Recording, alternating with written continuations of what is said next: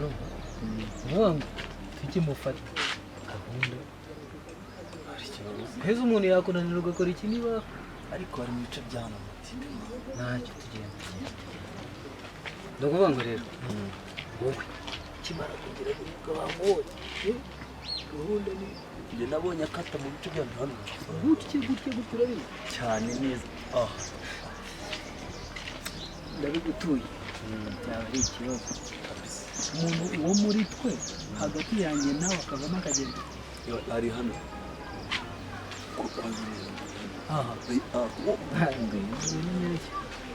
kwa Peter ni ahangaha urabizi ko ari mbizi neza ko ari Peter sinzi ntiyayikora njyewe naje n'ubu wamubwiye ko tujyaniwe aranga muzaho rununu ni ahangaha ibyo nkubwira ni ukuri njye nifitiye ubwanjye arisa ntabwo bishoboka ni gute se Peter naba naramuhaga amafaranga yo kunkorera akazi akaza kubaka gutya ureba umutamenwa afite se ibyo nakubwira ku mugore dore ngura umugore we suri bitwite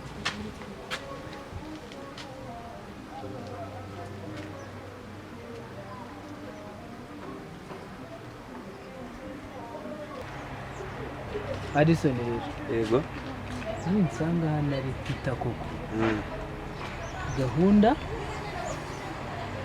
erega bosi njye naramwibuye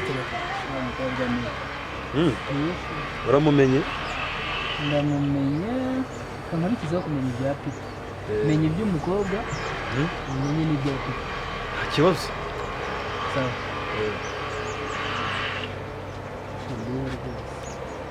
aratwite uriya mutipe n'imodoka yarayimuteye nyine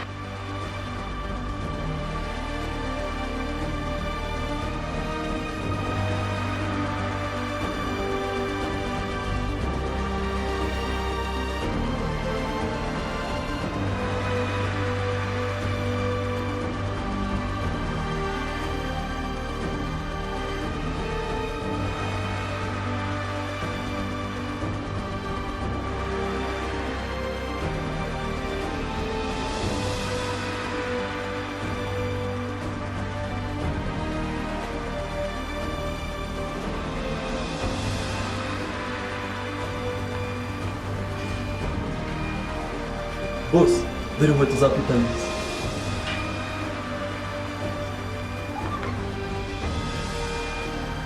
Ni iza Peter izi nkweto.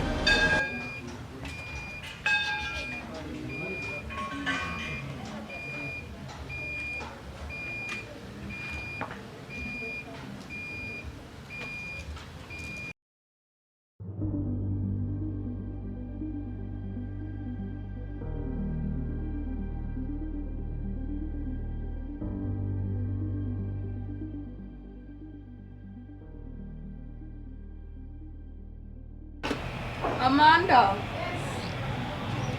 umvaye.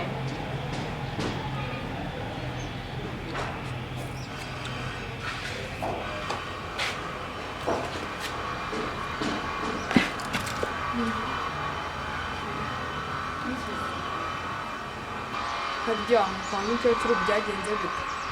Nyine ntayirukanye ariko nayo ntabwo namwereye umwana mwiza. Ubusenge uzambera umwana mwiza. Kuba turanganye wagira ni umukecuru arabipanika ntabwo umuntu yaryoshya. Cyangwa nanjye uzananira. Reka reka gusa shaka ifite umugabo mwiza. Ese nabikubajije. Wagiye usubiza ibyo wakubajije. Ariko nta n'ikibazo ariko. Nta kibazo ngaho haguruka ujye kunzanira amazi yo kunywa n'amazi. Kanyazo. Ehote mbumbure.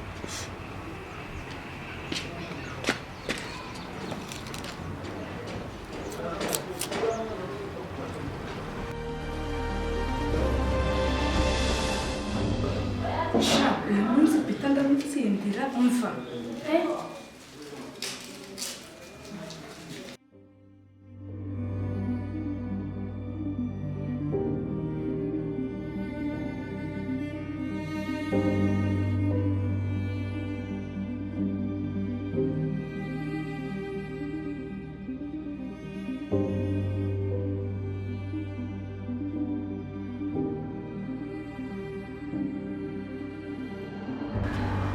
bya mirenge ufite amakuba wabuhambaye.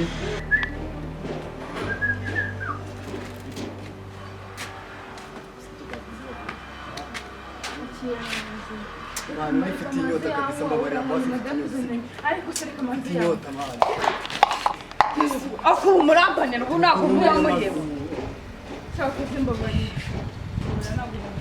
ubundi se mwarwaniraga amazi Njye nifite inyota ariko sibyo ihangane mbabarire nyine nsangenza neza pole kandi byose ni ukubera wowe ubundi wari uyobeye ko ari njye wayagusabye Ihangane. nk'ese wari ugiye kuyafata ya nta kibazo uraza kumuka ihangane imbere sibyo mu magenda nanjye ngende cyo rwirukana iyo nguru bebe nindi kwirukana hasi ihangane sibyo warakaye ntihanganye se nakora iki reka no kurakara sibyo Amanda agenda ihangane sibyo Amanda agenda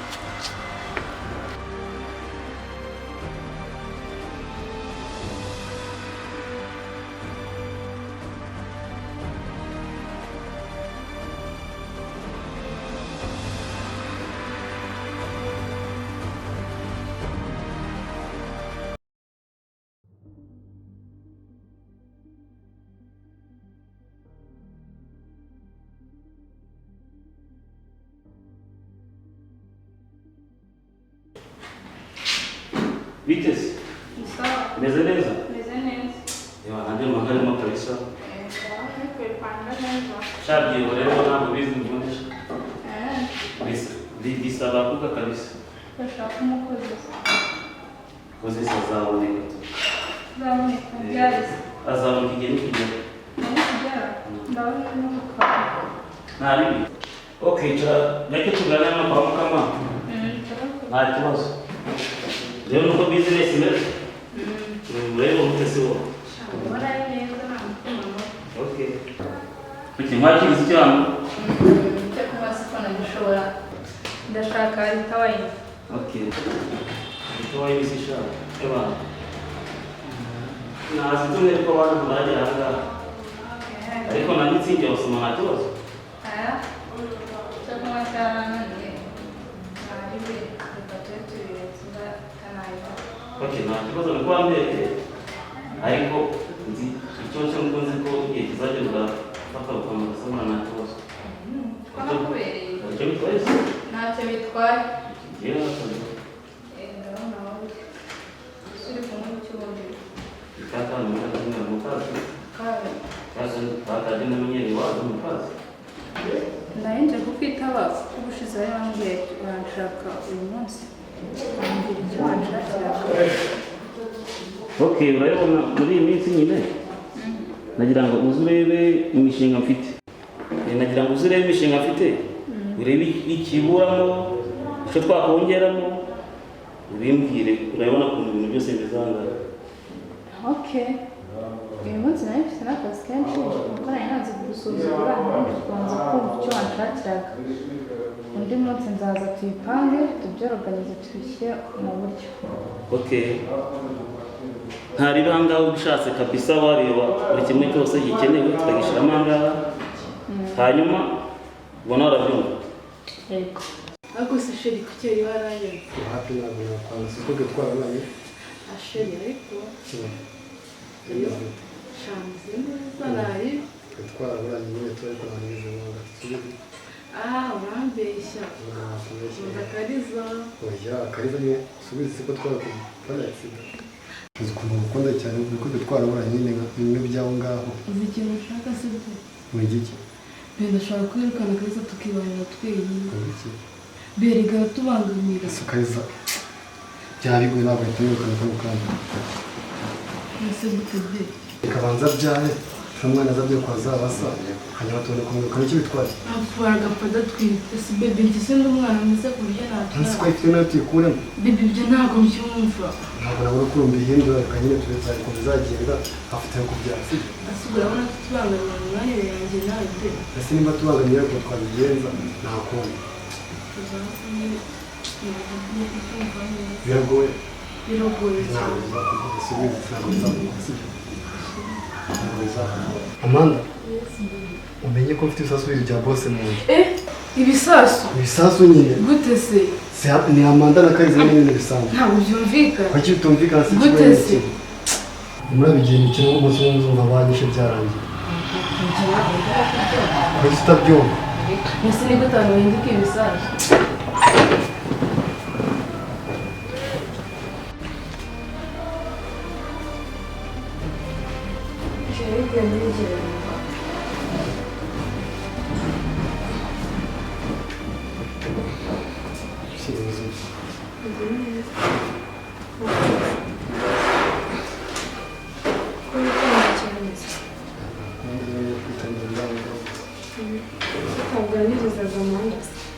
Nabuze icyo mubwira Sheri hari ikintu nshaka kukubwira. iki kibazo. Hano hari ikintu nshaka kukubwira. Si ubwo urumva nta kintu Amanda hano. Tubirukanye. Se sheri wowe ntureba igikwiye. Wowe ntureba igikwiye. Nakundi katumubirukane kuko tujya tubone mu kanya to. Ndavugiyeho gato. Sheri wanjye ni ikintu ndaba kukubwira. Umunsi wo gusubira kwa muganga wageze. Nta kibazo n'ito. Kandi ni byiza ngo n'umuganga waje mushyashya ngo apima neza. Ko sheri ubwo meze gutya ntabwo bishimye. Wabakize? Ikibazo birenze isa n'isi wakumva bandashe. Ngo? Isa n'isi wakumva bandashe. Yes. Ngo nta mpanda wabwo wita sinzi ibintu yakubwiye. Ibintu ugira ubwoba. Biragoye. Bakubirangiza gutunganya yewe kuremo ubwoba. Nta kibazo nyine ko ujye kwa muganga ubwo nyine ndakomeza nihangane ntacyo bitwaye. Nta kibazo turi busubire. Yego.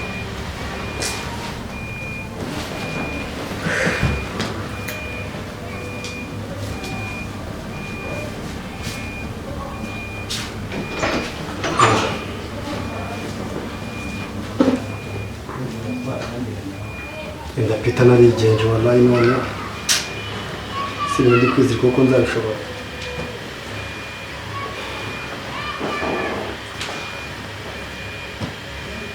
Ngeze kugira ibisasu biri mu nzu bose namereye nabi hano bari mu ijuru n'isi bine biki koko fungiye gusenga kunzi ko amasengesho yananiye ntakunda ariko kamumeze nihangaye n'ubundi ndizera ko Imana nsenga izanyumva umunsi umwe nakundi kajya kuryama ubanze nduhuke ufashe koko.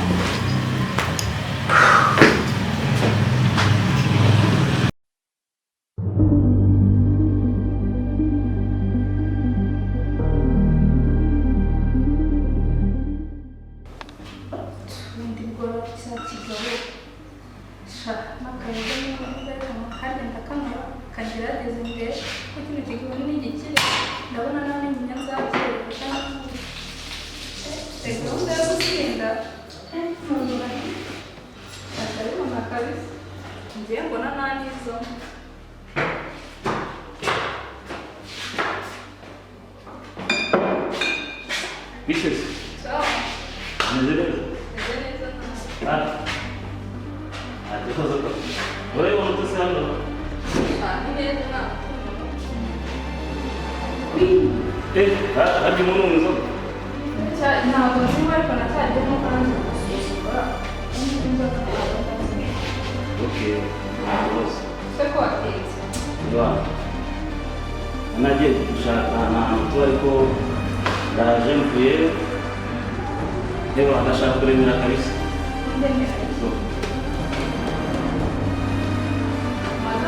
Reka mugaye ndashaka kugenda ndashaka kuzagaruka mbona hano hari ikintu cyahindutse hari ikibazo ariko arakabona aya madorari ni amadorari nanjye nayawe ngaho ngiye mana ushinzwe nuko washima se sibona se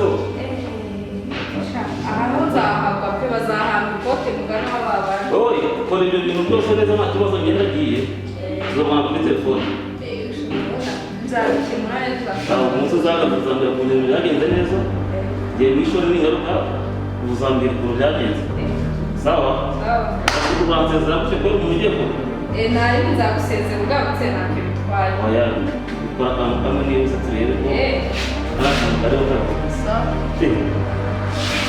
ushobora kuba ufite indi gahunda oya nta gahunda nayo ni uko nkiri gutekereza ko yari amafaranga karayari sawa ugeze neza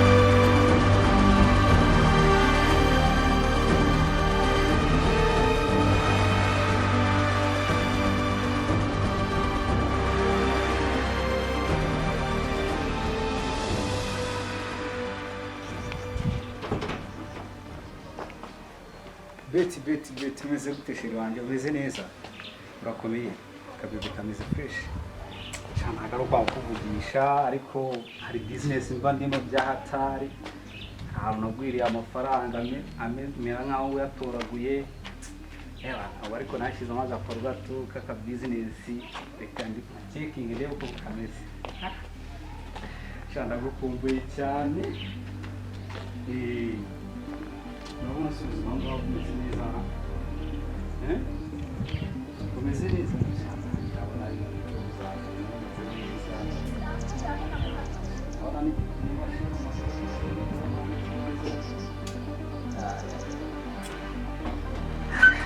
urabona rwose nta kibazo ubuzima wumva utangiye si byo banjye okay reka rero hari ibintu ndimo bikureba neza ko imashini imeze fresh bazajyana kuyikoresha ariko hari ibintu kwa muri hoteli ko hameze reka mbe nkuretse rero ubwo turaza kuvugana mbishoje kabisa sawa sawa mwese banjye imashini se kandebe muri imeze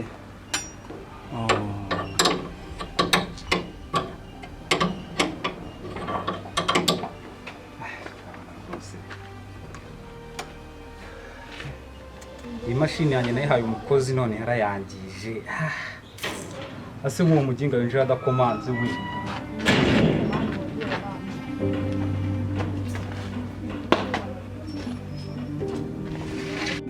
Dev nagusanze mu nzu ariko umunsi ngusanze wawe uri hanze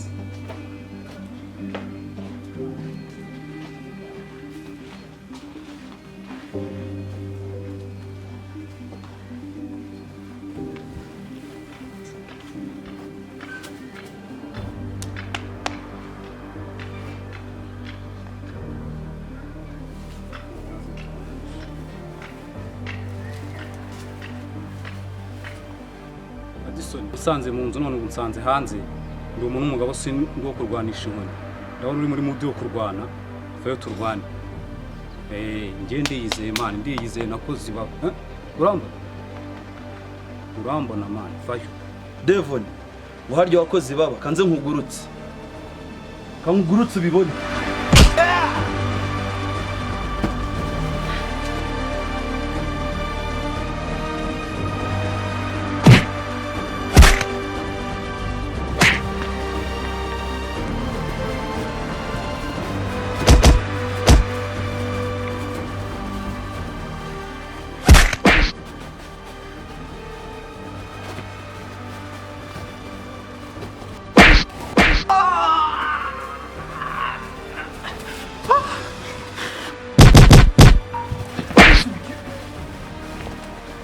Devon mbabarira mbabarira urifuza iki mbabarira kugeza muri urugo n'ikihe icyangenzaga n'amafaranga ko ndabiretse ndabiretse noneho reka ayo madolari nyaguhereza ushaka soma amadolari ndashaka reka nyaguhereza idolari rimwe amadolari abiri amadolari atatu harya umayangahe mbwira ntabwo nayibuka n'izo ngumi uri kunkubita Devon cyane ntabwo umuzi ntabwo nayibuka rwose wakurikiye amateka ya Devon mu gitabo ntabwo nzongera uzagenda usoma ibitabo noneho ndagerayo rwose ndabisoma ibyo bitabo reka nguhe agasezero k'idolari ndaguha amadolari magana mbabarira rwose Devon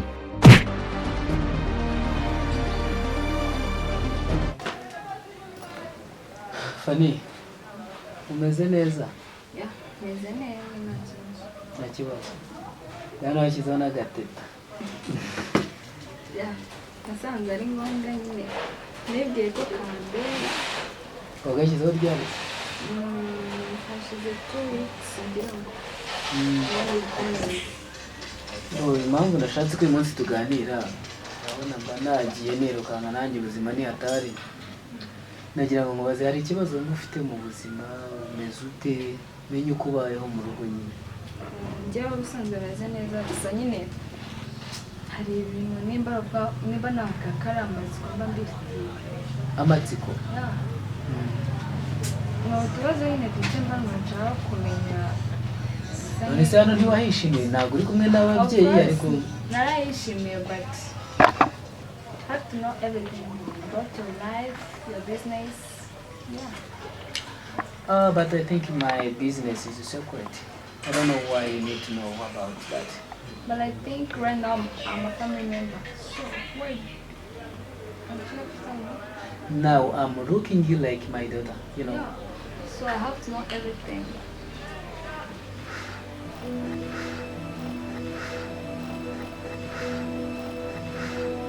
Do you have me? If possible.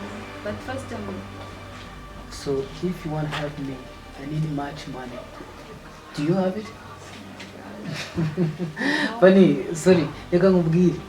Ndakeka nyibwirira ibibazo byawe. Njye mfite byinshi ntiwabibasha. no kumenya nyine byari ngombwa. Mbwira icyo wifuza kumenya kuri njye ndagufasha. Nawe uzamfasha tuyanze bikunze.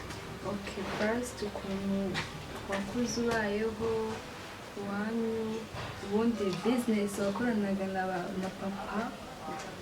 About it. Ndumva mbajije ibibazo bibiri ndabisubiza mu buryo bugufi cyane kandi nizere kunyurwa. Njye naguye mu muryango udashimishije, ntishimiye. I think it's the same to you. Ndakeka nawe nubwo ufite umuryango wari kuba mwiza ariko ntabwo wishimiye. No, don't talk about my family. Be sorry. Ariko mu buzima busanzwe icy'ingenzi ni ukwikavaringa, ukamenya situation urimo nuko ugomba kuyibamo.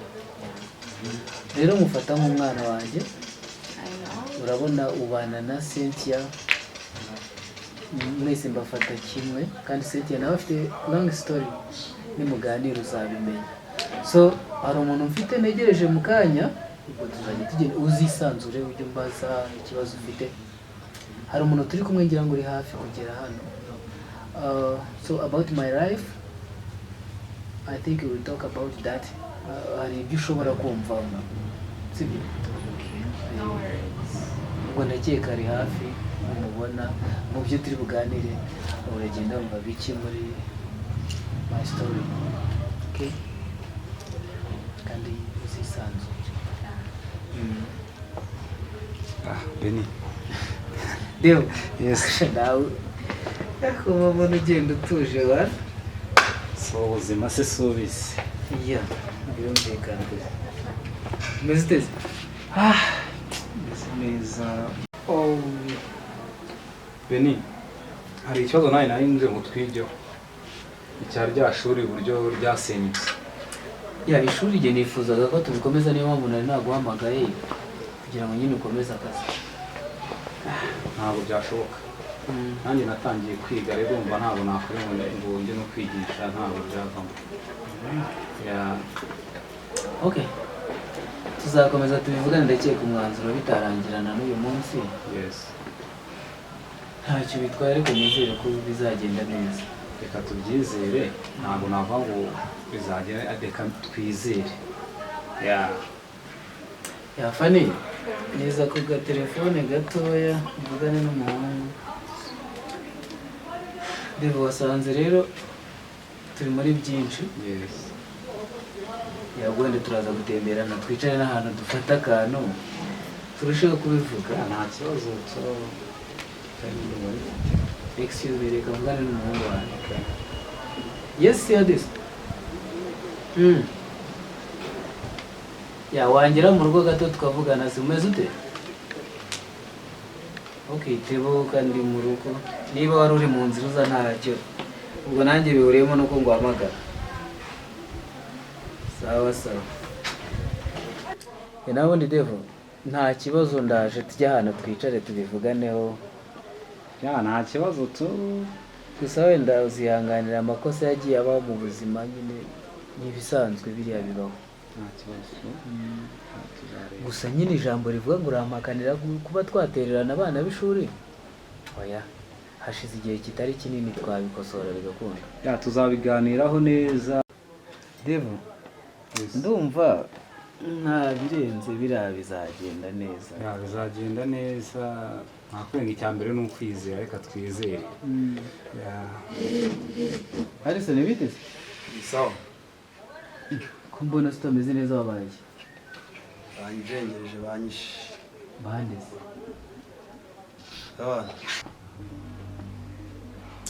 banjengereje bose banyishe byagenze bite se Harrison wanjye izi mpanuka nari mfuye rwose wakoze impanuka mbere nturiho ukuntu nabaye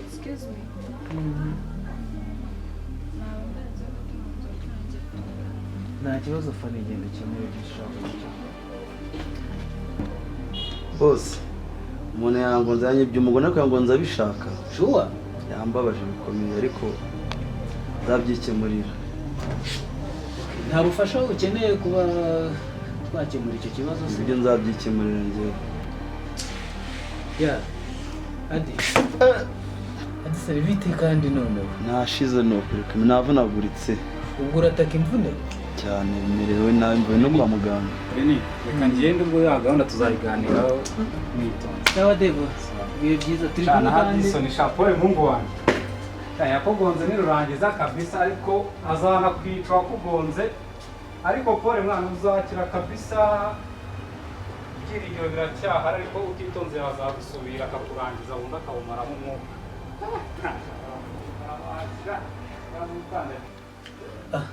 Hadison ukuntu mvura mugenga Devo nakwishongora bimeze ubize si ikibazo dufitanye wakoze iradiri ikarangira ikava mu nzira umutegerejemo iki ubundi nawe ndamufite ariko ndabura akantu gato cyane buri uzi ko ashobora kugutanga wakakurangiza uzi ko nawe ashaka amakuru burasi uzi ko yicaye ubusa wakoze mission ikarangira ibikoresho imbunda narayiguhaye niba kora igishoboka urangiza ibintu bive mu nzira basi mpereza umunsi umwe wonyine umunsi umwe uragenda ucumbagira gutya urambwira Addison ijya ukora akazi wikwinaniza banza uruhuke wivuze ukire ufate imiti hariya mu nzu imiti irahari hanyuma numara gukira nanjye nzagufasha nta kibazo ndabibona ko babaye hanyuma Addison umunsi mukuru ngufitiye n'uyu nubwo urwaye wiyakire hiyongeyeho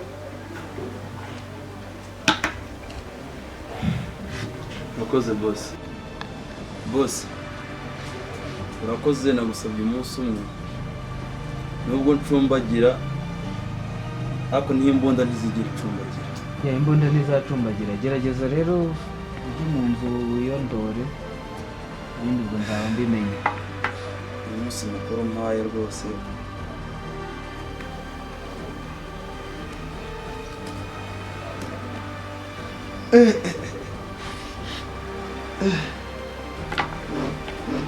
kamwe kacyaye hano mu nzu nta kibazo umuhungu wanjye genda wiyiteho nakunde kandi urakoze sawa sawa nanjye ndahangaha reka ndi kuri interineti gatoya sawa yego